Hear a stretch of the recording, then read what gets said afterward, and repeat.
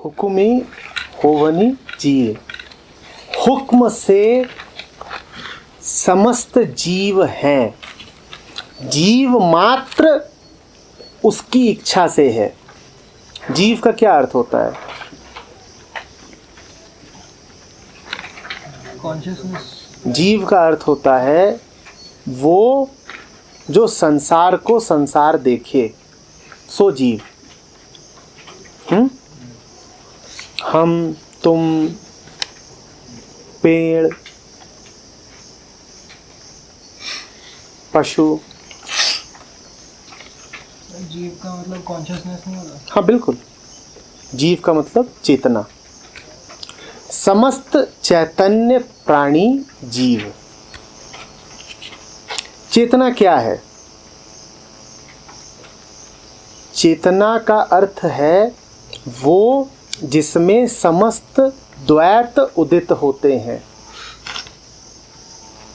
चेतना का अर्थ है जानना। बोध नहीं, जानना। ऐसे जानना कि जिसमें एक ज्ञाता और एक ज्ञेय है, एक सब्जेक्ट और एक ऑब्जेक्ट है। जहां कहीं भी सब्जेक्टिविटी है उसी का नाम जीव है। इसीलिए मैंने कहा जीव वो जो संसार को संसार देखे। संसार हमेशा जीव का क्या होता है? ऑब्जेक्ट। जो ज्ञेय वस्तु है वो संसार है। समझ में आ रही है बात? जो ज्ञेय वस्तु है उसी का नाम संसार है। इसी कारण चाहे का भी ज्ञान हो सके सो संसार, यही संसार की परिभाषा है। जो कुछ भी ज्ञान में समा सके सो संसार। हाँ बिल्कुल, जो कुछ भी मन में समा सके सो संसार।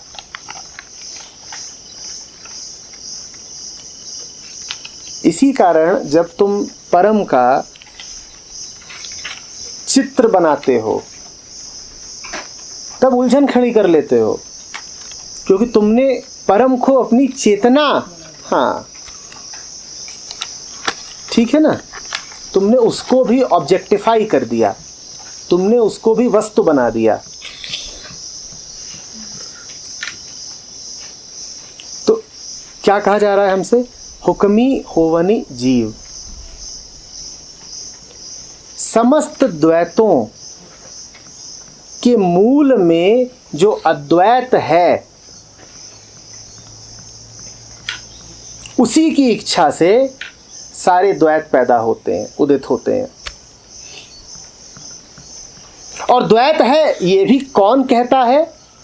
द्वैत स्वयं कहता है। द्वैत के अलावा कोई नहीं कहता कि द्वैत है। संसार है ये कौन कहेगा? सिर्फ जीव। जीव के अलावा कौन है जो कहे कि संसार है? इसीलिए हमने शुरू में ही संसार को परिभाषित क्या किया?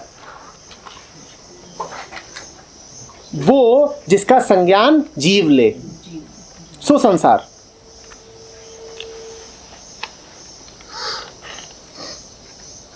कॉन्शियसनेस, चेतना का अर्थ ही यही होता है, वो जिसमें वस्तुएं उठें और गिरें, जिसमें शुरुआत है और जिसमें अंत है, जिसमें कुछ उदय होता है, जिसमें कुछ अस्त होता है, वही चेतना है।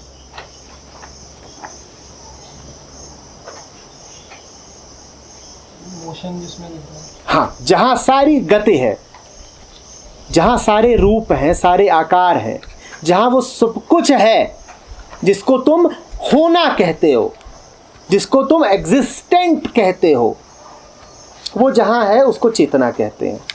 चेतना मानसिक है, मन ही चेतना है, मन ही चेतना है। बोध बिल्कुल दूसरी बात है। इसीलिए अक्सर कहता हूँ कि आत्मज्ञान और आत्मबोध, इनमें अंतर करना सीखो।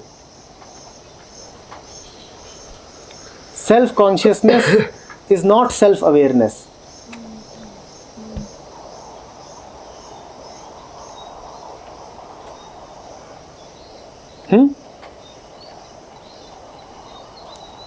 बोध का अर्थ है वहां पहुंच जाना जहां द्वैत है ही नहीं।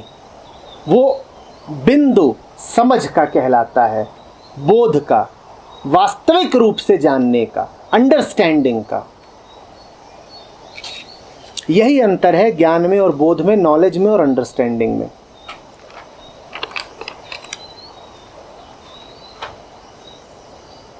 और वही अंतर है जीव में और आत्मा में। जीव जब अपनी आत्मा में स्थित होता है तो उसको हम कहते हैं कि वो बोधयुक्त है।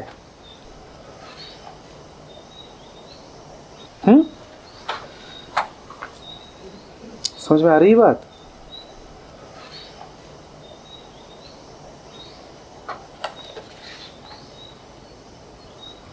जीव अपने होने के 1000 कारण खोजता है, बस एक बात है जो उसे स्वीकार नहीं होती कि मेरा होना किसी की अनुकंपा से है। इस बात से उसे बड़ी बेचैनी होती है।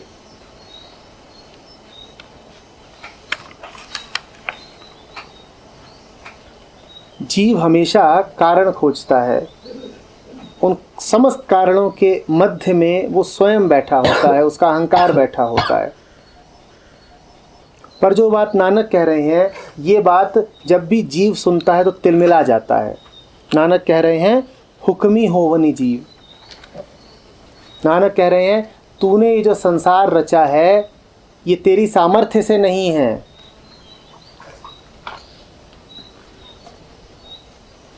तूने ये जो पूरा खेल,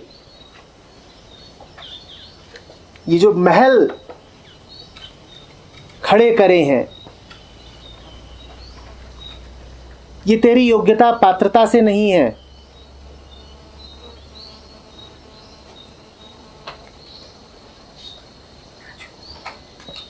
नानक कह रहे हैं तो किसी का हुक्म है।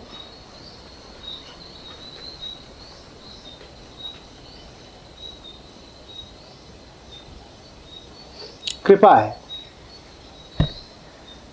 इसमें जरा भी श्रेय लेने की कोशिश मत करना।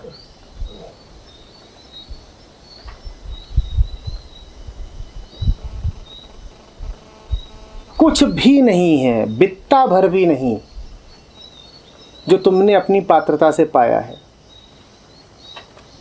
मात्र एक पात्रता हो सकती है तुम्हारी कि तुम ये जान लो कि तुम्हारी पात्रता नहीं है, और ये पात्रता भी तुम्हें उसके अनुकंपा से मिलेगी।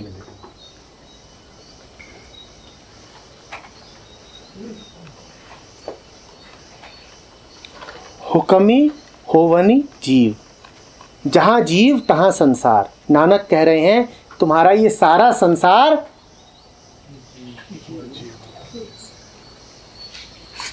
तो जियो। जब तक तुम जीव रूप देखते हो अपने आप को, संसार रहेगा और तुम यही कहोगे कि मैं एक संसार में जी रहा हूं, तो जियो। पर इतना तो करो कि जीवन को समर्पित करके जियो। या वो भी बहुत ज्यादा बड़ी मांग है, पूरी नहीं की जा सकती। रोटी खाओ तो इस भाव के साथ खाओ कि तूने दी, तेरे हुक्म से आई है। अपने आप को देखो आईने में और पाओ कि स्वास्थ्य अच्छा है, शक्ल सूरत ठीक है, तो कहो कि जो पूरा जीव रूप है ये तूने दिया है।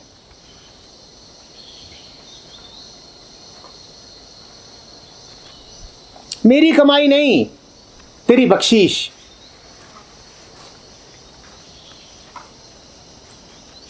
कर सकते हो कि नहीं कर सकते हो? और अगर ये बात साफ दिल से, गहराई से कही जाए तो यही प्रार्थना है। याद रखना, इसमें कुछ मांगा नहीं जा रहा, सिर्फ स्वीकार किया जा रहा है कि तूने पहले ही बहुत कुछ दे दिया, सब तेरा, मेरा संसार तेरा, मेरा शरीर तेरा, मेरा मन तेरा, तेरे हुक्म से। प्रार्थना का अर्थ मांगना नहीं है कि तुम एक सूची लेकर खड़े हो गए हो, डिमांड्स, वो नहीं प्रार्थना है। प्रार्थना का अर्थ है कि कुछ नहीं मांग सकता तुझसे, क्योंकि सब कुछ दिया तूने पहले ही सब दे रखा है, तेरे हुक्म से पूरा संसार है, अब मांगू क्या, मांगू क्या। यही प्रार्थना है कि ये जीव ही तेरे हुक्म से है।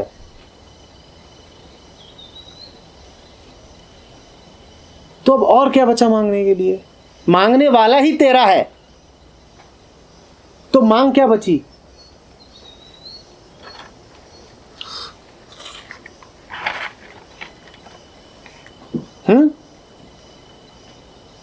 लाइन से इंटर में वो जो है ना, तेरा है जमी तेरी है जमी तेरा आसमां। पर उसमें भी जो अगली पंक्ति होती है वो क्या कह रही है? तू बड़ा मेहरबान, तू बख्शीश कर। जैसे कि उसने बख्शीश पहले ही नहीं कर रखी, अब और क्या बख्शीश करेगा? कुछ अपूर्णता है क्या? पर वही बात है ना कि भूखिया भूख न उतरी। अभी भी कह रहा है कि थोड़ा सा और, नहीं नहीं, तूने बहुत कुछ दिया है, लेकिन अब थोड़ा सा और दे दोगे तो और भी अच्छा रहेगा। भूखिया भूख न उतरी, इतना सा और दे दो। नहीं, हम ये नहीं कह रहे कि दिया नहीं है, बहुत दिया है।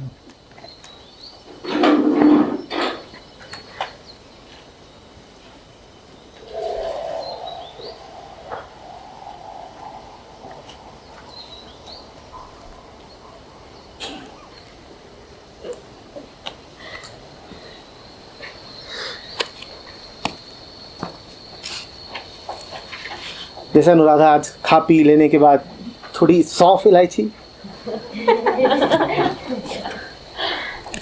अरे इतना दिया है तो एक इलायची और दे सकते हो ना।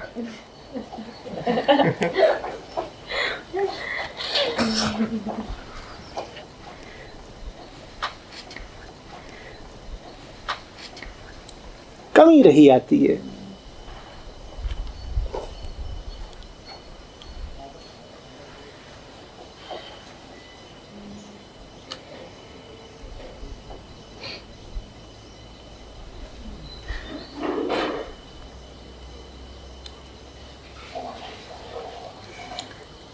हुक्मी मिलै वड़ियाई,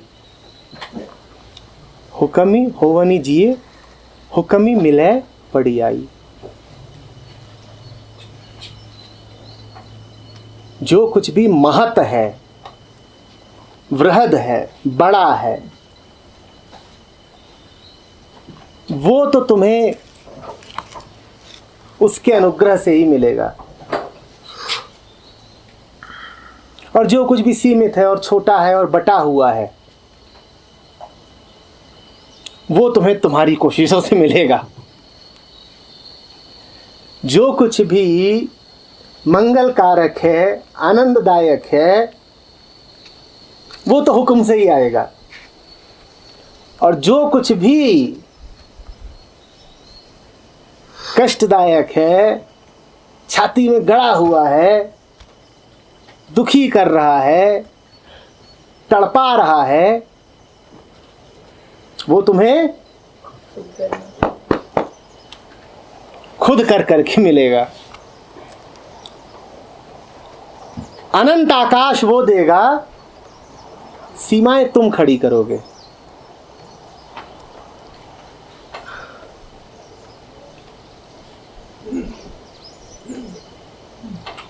मन का पूरा अनबटा फैलाव वो देगा और मन को संकुचित तुम करोगे। छोटा मन।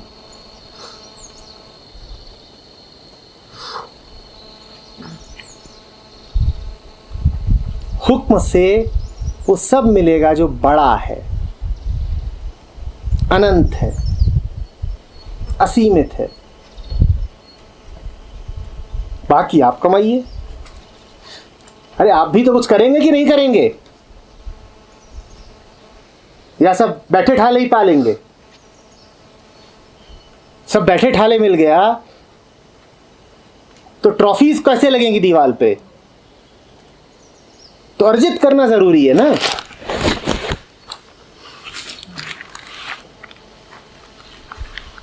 नहीं तो फिर सेल्फ मेड कैसे कहलाओगे? तो अर्जित करो, जोर लगा के हैशा, और गाड़ी भर के दुख ले आओ और उस पर लिखो ये हमने मेहनतों से कमाया, सेल्फ मेड, सेल्फ अर्नड, कर कर के पाया। अरे हम बड़े होशियार हैं, किसी का दिया भर नहीं ले लेते, किसी की बख्शीश पे नहीं पलते हैं, खुददारी है, कर्मठ हैं, पुरुषार्थी हैं।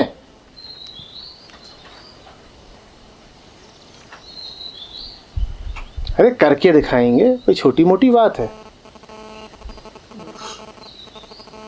ये थोड़ी है कि किसी ने हुक्म दिया भीख लेंगे क्या?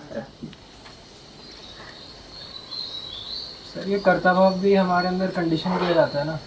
अमिताभ बच्चन ने तुम्हें बताया ना, मैं आज भी फेंके हुए पैसे नहीं उठाता। नेचुरली नहीं होता हमारे अंदर। याद है? मैं आज भी फेंके हुए पैसे नहीं उठाता। और यहाँ फेंका हुआ हाथ, फेंका हुआ पांव, फेंका हुआ मन, फेंका संसार, सब तो फेंका ही फेंका मिला हुआ है। तो फेंका हुआ पैसा भी उठा लो भाई, पर पिक्चर नहीं चलेगी फिर। हाँ,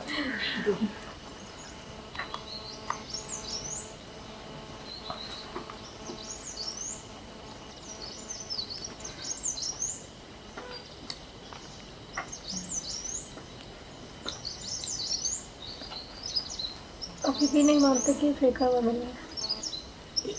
न, वो ऐसा है कि तुम्हारी सारी कृतघ्नता के बाद भी दिए ही जाएगा।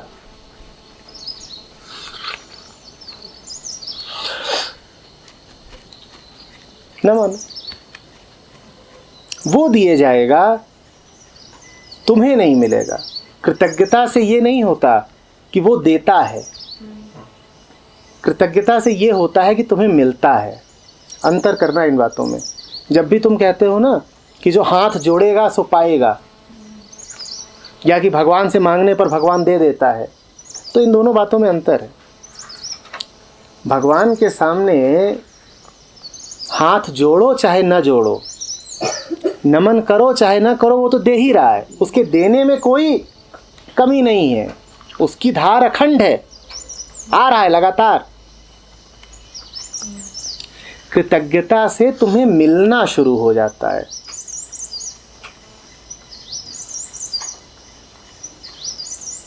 कृतज्ञता से उसका देना नहीं शुरू होता, कृतज्ञता से तुम्हें मिलना शुरू हो जाता है।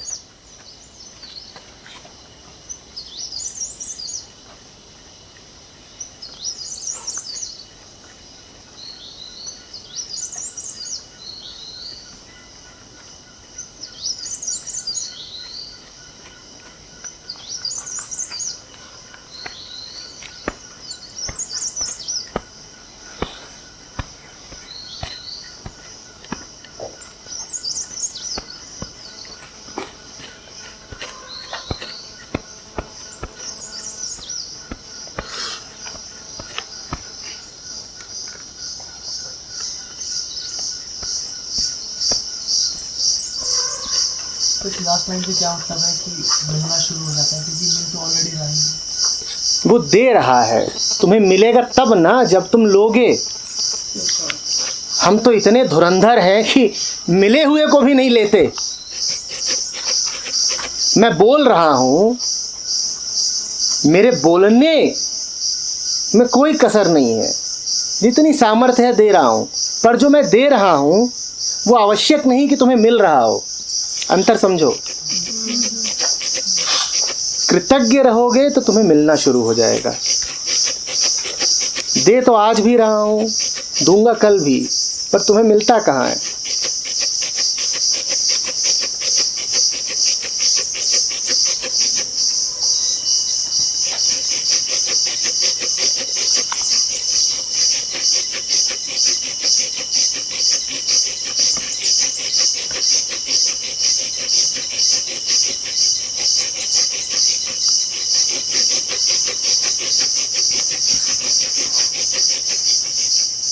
बोलो, अगला बोलो।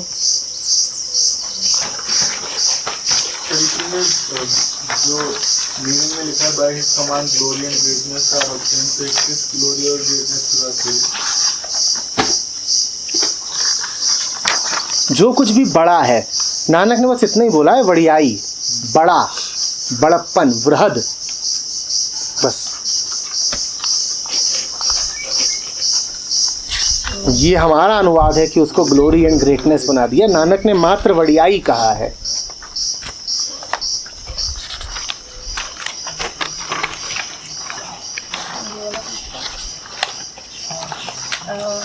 ये है पेज नंबर 4 से 3rd।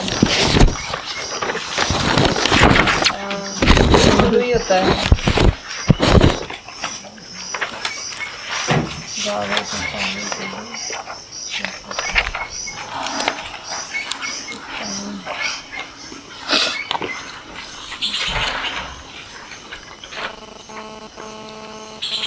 कौन सा?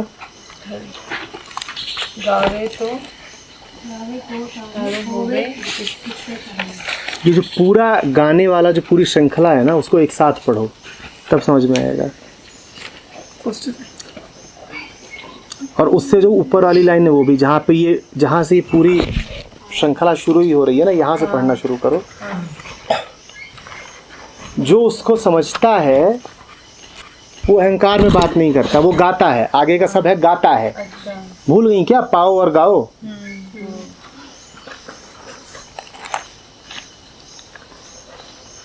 जिसको उसकी अनुकंपा नसीब हो जाती है, उसके मुंह से अब अहंकार का शब्द नहीं फूटता। वो तो अब अस्तित्व का संगीत होता है, वो गाता है। सर कृष्णा मूर्ति तो नहीं गाता। तुम्हें कैसे पता? गाएं तब जब 2-4 लोग नाच रहे हो आसपास। तुमसे किसने कह दिया कृष्णमूर्ति नहीं गाते? गाने का मतलब एक मतलब फ्लो में, मतलब तुम्हें क्या कृष्णमूर्ति का फ्लो कभी दिखाई नहीं पड़ा? इतना सहज बहाव है उनका, उनसे ज़्यादा सहजता से कौन बहा है? तुमने कृष्णमूर्ति को फिर एक बित्ता नहीं पढ़ा है अगर तुम कह रहे हो कृष्णमूर्ति गाते नहीं। हाँ, बड़ा सूक्ष्म संगीत है उनका। तुम्हें तब लगता है कोई गा रहा है जब जरा शोर शराबा हो, हाँ, राग रागिनियां हो, तब तुम्हें लगता है किसी ने गाया। कृष्णमूर्ति की का जो पूरा जीवन है वही बहुत शांति का और अंडरस्टेटेड जीवन है। अंडरस्टेटेड समझते हो? जहाँ प्रदर्शन प्रियता नहीं है। कृष्णमूर्ति गाते हैं, निश्चित रूप से गाते हैं। कोई ज्ञानी देखेगा तो कहेगा कृष्णमूर्ति बिल्कुल उतनी ही गहराई से गाते हैं जैसे मीरा गाती है। फिर उनको समझने के लिए जिस पॉइंट पे वो वही पॉइंट पे जाना पड़ेगा। बिल्कुल वहीं जाना पड़ेगा। उनकी एक रिकॉर्डिंग में वो ओम भूगर्भ सोहा। बिल्कुल, वो न भी गाएं, कोई ज़रूरी नहीं है कि वो गीत ही गुनगुनाएं। वो गद्य में बात करें चाहे पद्य में बात करें, फर्क नहीं पड़ता, गा तो रहे ही हैं।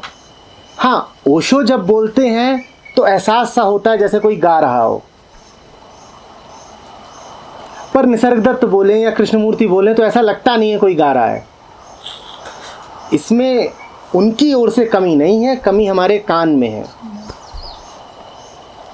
बड़ी दिक्कत हो जाएगी कि तुम रमण के संवादों को पढ़ो और कहो कि महर्षि गा रहे हैं, ऐसा लगेगा ही नहीं कि गा रहे हैं। उनका तो सारा जोर ही मौन पर है।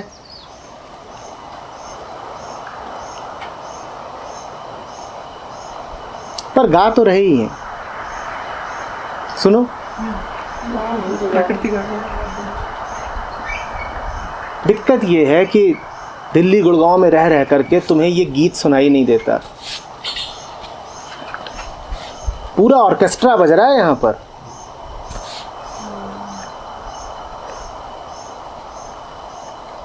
ये है, यही कृष्णमूर्ति का संगीत है।